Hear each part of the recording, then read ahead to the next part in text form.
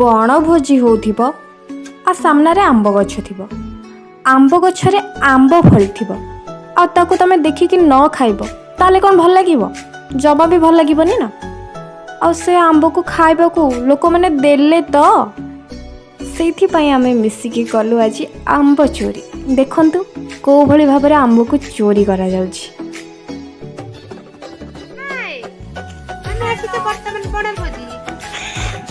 ଏଠି ସିତୁ ଆମର ଆମ୍ବ ଚୋରି କରି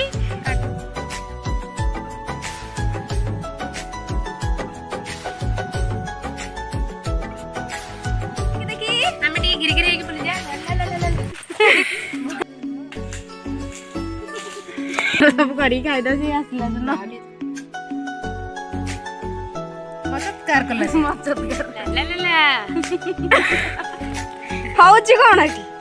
ଇଏ ହଉଛି ବର୍ତ୍ତମାନ ଆମର ଚଟପଟି ଆମ୍ବ। ଦେଖ ଆମ୍ବ କେମିତି ଲାଗୁଛି ଦେଖି, ଆମ୍ବ ଖାଇକି ମୋଡ଼ା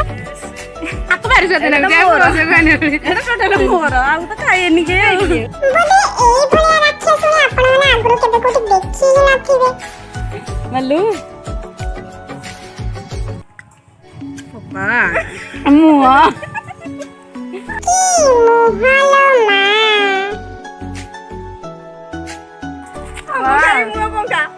ଆମ୍ବ ଖାଇ ମୁହଁ ମଙ୍ଗା।